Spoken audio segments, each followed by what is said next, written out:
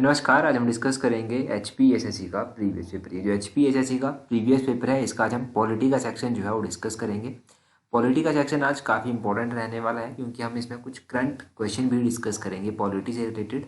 तो पहले तो आप क्वेश्चन नंबर 113 से ही स्टार्ट कीजिए। बोलते हैं सिविल इक्वलिटी इम्प्लाइज, तो बोलते हैं नागरिक समानता का क्या अर्थ है। अगर सिविल इक्वलिटी की बात करें तो इसका अर्थ होता है equality before law. Option A जो है वो सही आंसर आएगा। यहाँ से आप क्या जान सकते हैं, यहाँ से आप फंडामेंटल राइट्स के बारे में जान सकते हैं। फंडामेंटल राइट्स के बारे में आप क्या क्या पढ़ते हैं। हमारा जो इंडियन कॉन्स्टिट्यूशन है उसमें मुख्य रूप से जो फंडामेंटल राइट्स दिए गए हैं उसमें राइट टू इक्वलिटी दिया गया है, जो आर्टिकल नंबर 14 से लेकर आर्टिकल नंबर 18 तक आता है। राइट टू फ्रीडम दिया गया है, जो आर्टिकल नंबर 19 से लेकर आर्टिकल नंबर 22 तक आता है। राइट अगेंस्ट एक्सप्लॉयटेशन दिया गया है, इनके शोषण के विरुद्ध आपका जो अधिकार है वो आर्टिकल नंबर 23 और आर्टिकल नंबर 24 में आता है। Right to freedom of religion दिया गया है, जो आर्टिकल नंबर 25 और आर्टिकल नंबर 28 में आता है। कल्चरल एंड एजुकेशनल राइट दिया गया है, आर्टिकल नंबर 29 और आर्टिकल नंबर 30 में ये आता है। उसके बाद आता है आपका राइट टू कॉन्स्टिट्यूशनल रेमेडीज, ये आता है आर्टिकल नंबर 32 में। तो ये सारे के सारे राइट्स आपने ध्यान रखने हैं। सारे राइट इंपॉर्टेंट है और हर बार एग्जाम में पूछे जाते हैं, चाहे आपका छोटा एग्जाम हो बड़ा एग्जाम हो, बस घुमा फिरा कर पूछ ले जाते हैं। अगला क्वेश्चन देखिए, 114 नंबर क्वेश्चन। बोलते हैं which of the following is not a fundamental duty, तो इनमें से जो है वो कौन सा मौलिक कर्तव्य नहीं है। अगर हम फंडामेंटल ड्यूटीज़ की बात करें कि इनमें से कौन सा फंडामेंटल ड्यूटीज़ में नहीं आता है, जब नहीं आपसे पूछा गया है तो ऑप्शन सी सही आंसर होगा। To protect monument and places of public importance, यानी कि सार्वजनिक महत्व के स्मारकों और स्थलों की सुरक्षा फंडामेंटल ड्यूटी में नहीं आता है। तो ये किस में आता है, ये आता है directive principle of state policy में। कौन से आर्टिकल के तहत ये आता है, ये आर्टिकल नंबर 49 के तहत आता है। तो ये क्वेश्चन भी इंडिविजुअली पूछा जा सकता है कि आर्टिकल नंबर 49 किसकी बात करता है, या ये क्वेश्चन पूछा जा सकता है कि to protect monument and places of public importance जो है वो कौन से आर्टिकल के तहत आता है। तो ये दोनों क्वेश्चन आप याद रखिए। अब बात करते हैं यहाँ से फंडामेंटल ड्यूटीज़ की। तो अगर हम फंडामेंटल ड्यूटीज़ की बात करें तो आर्टिकल नंबर 51 और उसका पार्ट ए, 51A जो है वो फंडामेंटल ड्यूटीज़ के साथ जो है वो डील करता है। और हमारे इंडियन कॉन्स्टिट्यूशन का पार्ट 4A जो है वो फंडामेंटल ड्यूटीज़ की बात करता है। पार्ट 4A भी ध्यान रखना है, आर्टिकल 51A भी ध्यान रखना है, और साथ में ये ध्यान रखिए कि हमने फंडामेंटल ड्यूटीज़ जो है वो कहाँ से अडॉप्ट की है। तो ये हमने USSR से जो है हमने फंडामेंटल ड्यूटीज़ का कॉन्सेप्ट जो था वो लिया था। उसी तरह हमने फंडामेंटल राइट जो था वो USA से लिए थे, ये भी आपने ध्यान रखना है, यूनाइटेड स्टेट ऑफ अमेरिका से लिए थे। और हमने directive principle of state policy कहाँ से ली थी, ये हमने आयरिश कॉन्स्टिट्यूशन से ली थी, आयरलैंड के कॉन्स्टिट्यूशन से ली थी हमने directive principle of state policy. तो ये दोनों ही आप यहाँ से नोट कर लीजिए। अगला क्वेश्चन देखिए, बोलते हैं which of the following vice president was not appointed as president of country, वैसे कौन से उपराष्ट्रपति हैं इनमें से जो देश के राष्ट्रपति नियुक्त नहीं हुए थे। अगर हम बात करें इन ऑप्शंस में से, इन ऑप्शंस में से क्वेश्चन नंबर 115 की अगर हम बात करेंगे तो ऑप्शन बी कृष्णकांत जो था ऐसे वाइस प्रेसिडेंट थे जो प्रेसिडेंट नियुक्त नहीं हुए थे। इसके अलावा जाकिर हुसैन जो है ये भी वाइस प्रेसिडेंट रह चुके हैं। आर वेंकटरमन की बात करें तो ये भी प्रेसिडेंट रह चुके हैं, और एम हिदायतुल्ला की बात करें तो ये भी जो है वो रह चुके हैं। अगर हम बात करें यहाँ से करंट क्वेश्चन की, तो करंट क्वेश्चन क्या बनता है, एम हिदायतुल्ला का आपको थोड़ा सा डाउट ज़रूर होगा, परंतु ध्यान रखिएगा कि ये एक्टिंग प्रेसिडेंट बने थे परंतु एक्टिंग प्रेसिडेंट बने थे, तो डाउट मत रखिए। अभी प्रेजेंट टाइम में देखो प्रेसिडेंट तो अपॉइंट हो चुके हैं। प्रेसिडेंट जो है वो नई प्रेसिडेंट कौन बनी है, नई प्रेसिडेंट बनी है द्रौपदी मुर्मू, ये आपने ध्यान रखना है। और अभी जो है वो नए वाइस प्रेसिडेंट के इलेक्शन भी हुए, तो इसमें जो है वो जगदीप धनखड़ जो है वो नए वाइस प्रेसिडेंट की ओथ लेंगे। ये नए प्रेसिडेंट की अभी शपथ लेंगे, अभी ली नहीं है, बहुत जल्दी ले लेंगे। आपने जो करंट क्वेश्चन यहाँ से याद रखना है वो ये याद रखना है कि वाइस प्रेसिडेंट के इलेक्शन में कौन कौन पार्टिसिपेट करता है। तो वाइस प्रेसिडेंट के जो इलेक्शन होते हैं इसमें जो है पार्लियामेंट के इलेक्टेड और नॉमिनेटेड मेंबर जो है वो पार्टिसिपेट करते हैं, यानी कि राज्यसभा और लोकसभा इन दोनों के इलेक्टेड और नॉमिनेटेड मेंबर जो है इनके इलेक्शन में पार्टिसिपेट करते हैं वाइस प्रेसिडेंट के इलेक्शन में। और अभी जो है वो जगदीप धनखड़ जो है ये वाइस प्रेसिडेंट के लिए जो है वो चुने गए हैं। इनका अपने जगदीप धनखड़ का याद रखना है कि वैसे तो ये राजस्थान से बिलोंग करते हैं, परंतु अभी जो था ये गवर्नर भी थे वेस्ट बंगाल के, तो ये काफ़ी चर्चा में रहते थे।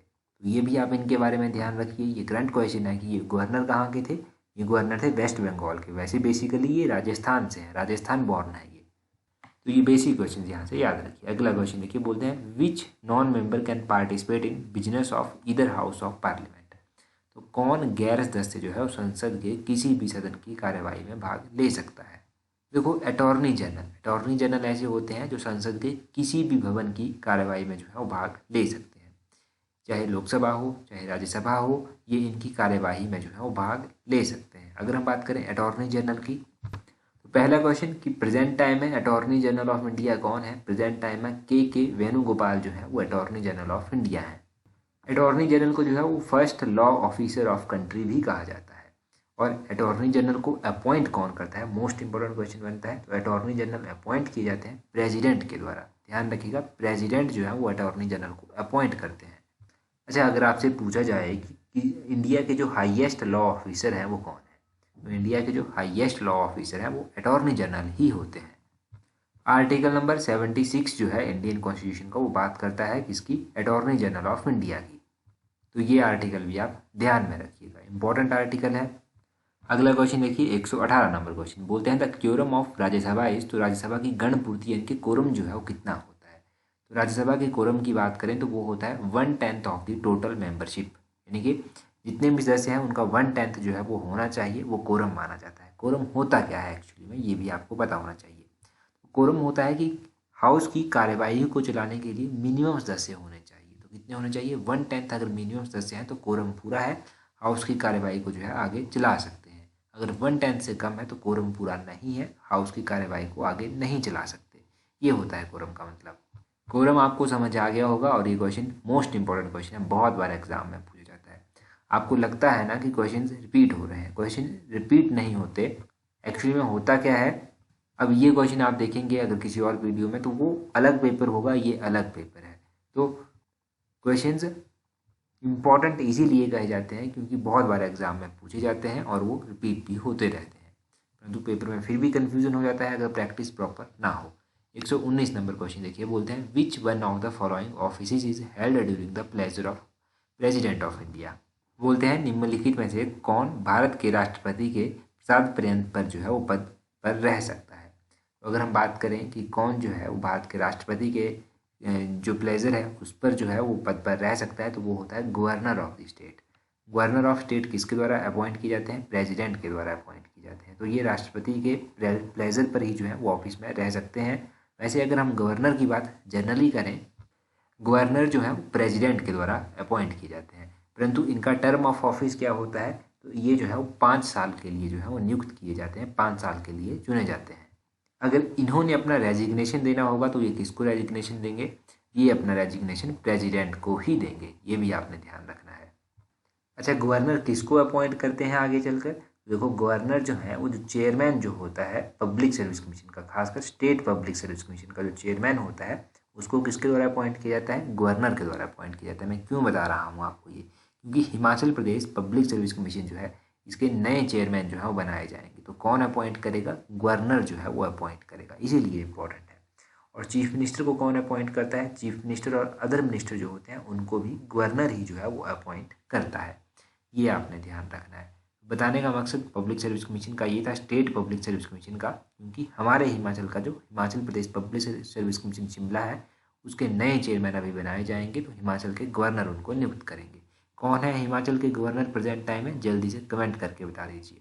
120 देखिए, बोलते हैं in which year was the high court of in Madras established. तो बोलते हैं मद्रास में उच्च न्यायालय की स्थापना किस वर्ष हुई थी, मद्रास में हाई कोर्ट की स्थापना हुई थी 1862 में। ऑप्शन ए सही आंसर है। ये जो आपका मद्रास हाई कोर्ट है, आपने ध्यान रखना है कि इसके तहत कौन कौन से स्टेट आते हैं। इसके तहत एक तो तमिलनाडु आता है, दूसरा पुडुचेरी आता है। तमिलनाडु और पुडुचेरी जो है मद्रास हाई कोर्ट के तहत आते हैं और इसकी स्थापना 1862 में की गई थी। 1862 में जो था वो कलकत्ता हाई कोर्ट की स्थापना भी की गई थी, बॉम्बे हाई कोर्ट की स्थापना भी की गई थी। कलकत्ता हाई कोर्ट के तहत एक तो वेस्ट बंगाल आता है और अंडमान निकोबार आता है, और बॉम्बे हाई कोर्ट के तहत महाराष्ट्र आता है, गोवा आता है, दादर नगर हवेली आता है और दमन दीव आता है। तो ये सारे इंपॉर्टेंट क्वेश्चन आपने ध्यान रखने हैं 1862 से रिलेटेड। अब अगर हम बात करें हिमाचल प्रदेश हाई कोर्ट की, तो 1971 में हिमाचल प्रदेश हाई कोर्ट की स्थापना की गई थी। और इसके प्रेजेंट टाइम में चीफ जस्टिस कौन है हिमाचल प्रदेश हाई कोर्ट के, ये क्वेश्चन टेट के एग्जाम में पूछा भी गया था। तो वो है जस्टिस अमजद सईद। जस्टिस अमजद सईद का नाम आपने याद रखना है, ये हिमाचल प्रदेश हाई कोर्ट के चीफ जस्टिस हैं। अगला क्वेश्चन देखिए 111 नंबर क्वेश्चन, बोलते हैं which of the following countries enjoy a federal form of government. तो बोलते हैं कि निम्नलिखित में से कौन सी देश की सरकार संघीय प्रारूप का प्रचलन है। अच्छा देखो, अगर बात करें फेडरल गवर्नमेंट की, तो पहले पता होना चाहिए फेडरल गवर्नमेंट होता क्या है। फेडरल गवर्नमेंट वो गवर्नमेंट होती है जहाँ पर पावर जो है वो इक्वली डिवाइड है स्टेट और सेंटर के बीच में। सबसे अच्छा एग्जाम्पल देखने को मिलता है यूएसए में, ऑप्शन बी सही आंसर है। चाइना तो आपको पता है, चाइना एक डेमोक्रेटिक कंट्री भी नहीं है, परंतु देखो हमारा इंडिया जो है वो सबसे बड़ी डेमोक्रेसी मानी जाती है। इंडिया एक डेमोक्रेटिक कंट्री भी मानी जाती है, अच्छा डेमोक्रेसी का एग्जाम्पल भी इंडिया में माना जाता है। परंतु इंडिया में भी जो है वो फेडरल फॉर्म ऑफ गवर्नमेंट नहीं है। आप देखते हो स्टेट और सेंटर के बीच में तो इक्वल पावर्स यहाँ पर डिवाइड नहीं है, सेंटर के पास ज़्यादा पावर्स हैं, स्टेट के पास कम पावर है। इसीलिए आप कह सकते हैं कि इंडिया भी एक फेडरल कंट्री नहीं है। अच्छा, ये बेसिक बेसिक बातें मैंने आपको बताई। अगर देखो आप तैयारी कर रहे हैं HPSSC क्लर्क सेक्रेटरीट की, तो उसकी टेस्ट सीरीज का लिंक नीचे डिस्क्रिप्शन बॉक्स और कमेंट बॉक्स में दिया गया है, वहाँ से आप अवेल कर सकते हैं इजीली और प्रैक्टिस कर सकते हैं टेस्ट अपने। जब भी परचेज करें ईमेल आईडी बिल्कुल सही डालें, क्योंकि फर्दर कुछ भी बात आपको बतानी होगी टेस्ट सीरीज के रिगार्डिंग तो आपको ईमेल के थ्रू बताई जाएगी। आपका कोई भी डाउट होगा वो आपकी ईमेल के थ्रू जो है वो क्लियर किया जाएगा। अगला क्वेश्चन देखिए, बोलते हैं which schedule of constitution of India contains special provision for administration and control of scheduled area in several states. बोलते हैं भारत के संविधान की किस अनुसूची के अनेक राज्य तहत जो है अनेक राज्यों में अनुसूचित क्षेत्रों के प्रशासन और नियंत्रण के लिए विशेष प्रावधान है। तो ये प्रावधान है 5th शेड्यूल में, ऑप्शन बी सही है। 5th शेड्यूल में जो है वो स्पेशल प्रोविजन दिया गया है एडमिनिस्ट्रेशन और control of some scheduled area. ये शेड्यूल्ड एरिया जो है वो आपने ध्यान रखना है कि 5th शेड्यूल में जो है वो दिए गए हैं। ये शेड्यूल्ड एरिया के एडमिनिस्ट्रेशन और कंट्रोल को लेकर प्रोविज़न जो दिए गए हैं। तो 5th शेड्यूल आपने ध्यान रखना है। हमारा जो इंडियन कॉन्स्टिट्यूशन है वहाँ पर 12 शेड्यूल है, तो जो इम्पोर्टेंट हैं वो जानिए आप कौन कौन से हैं। सबसे इम्पोर्टेंट है 8वें नंबर का शेड्यूल। 8वें नंबर के शेड्यूल में क्या बात की जाती है, यहाँ पर लैंग्वेजेस की बात की जाती है। टोटल 22 लैंग्वेजेस जो है वो 8वें शेड्यूल में आती हैं। दूसरा शेड्यूल है 10वां शेड्यूल, यहाँ पर बात की जाती है एंटी डिफेक्शन की, तो ये भी इंपॉर्टेंट है। तीसरे नंबर का जो इम्पोर्टेंट शेड्यूल है आप 11th शेड्यूल, इसके बाद आता है 11th शेड्यूल में क्या कहा जाता है, इसमें बात की जाती है पंचायती राज की, तो पंचायती राज 11th शेड्यूल में आता है। 12th शेड्यूल में क्या आता है, इसमें म्यूनिसिपलिटीज़ आती हैं, आपकी म्यूनिसिपल कॉर्पोरेशन आपकी आती हैं 12th शेड्यूल में। एक आता है आपका 7th शेड्यूल। 7th शेड्यूल में जो है वो बात की गई है पावर्स की। पावर्स किसकी, यूनियन और स्टेट की बात पावर्स, या फिर आप कह सकते हैं यूनियन लिस्ट, कॉन्करेंट लिस्ट, और आपकी जो तीसरे नंबर की लिस्ट आती है स्टेट लिस्ट, ये आती हैं आपके 7th शेड्यूल में। तो ये 7th शेड्यूल में जो है वो आती है। तो ये कुछ मैंने आपको इम्पोर्टेंट शेड्यूल बताए इंडियन कॉन्स्टिट्यूशन के, इनको ध्यान रखिए। बाकी देखो, अगर टेलीग्राम पर आपने अभी भी हमें ज्वाइन नहीं किया है तो टेलीग्राम पर ज्वाइन करने के लिए अपना टेलीग्राम ओपन करना, वहाँ से इस तरह से सर्च करना @allexam31। 21,100 से अधिक लोग हमारे साथ टेलीग्राम पर जुड़ चुके हैं, तो आप भी जुड़ जाइए अगर अभी तक नहीं जुड़े हैं। अगर आप तैयारी कर रहे हैं HPSSC clerk secretariat post code 962 की, तो आपके लिए एक अच्छा मौका है, आप टेस्ट सीरीज जो है वो प्रैक्टिस कर सकते हैं। इसमें आपको फुल लेंथ टेस्ट सीरीज मिलेंगी 10, जिसमें 200 क्वेश्चन होंगे जैसे एग्जाम में होते हैं, उनको आप प्रैक्टिस कर सकते हैं। 5 HPGK के स्पेशल टेस्ट होंगे, इनको भी आप प्रैक्टिस कर सकते हैं। और प्रीवियस ईयर क्लर्क के भी जो है वो 5 पेपर होंगे विद फाइनल आंसर की, इनको भी आप जो है वो प्रैक्टिस कर सकते हैं और अपनी स्टडी को जो है एक अच्छी शेप दे सकते हैं। इस टेस्ट सीरीज का लिंक नीचे डिस्क्रिप्शन बॉक्स में भी है, कमेंट बॉक्स में भी है, और आपको हमारे टेलीग्राम चैनल पर भी मिल जाएगा। टेस्ट सीरीज आपको PDF की फॉर्मेट में जो है वो आपके मेल में सेंड कर दी जाएगी। जब भी आप इसको अवेल करना चाहें तो नीचे लिंक में जाकर आप अवेल कर सकते हैं। PDF की फॉर्म में आप टेस्ट को, हर एक टेस्ट को प्रैक्टिस कर सकते हैं और आने वाले एग्जाम में अपनी एक सीट पक्की कर सकते हैं। तो लिंक बता दिया है आपको कहाँ पर मिलेगा। Thank you.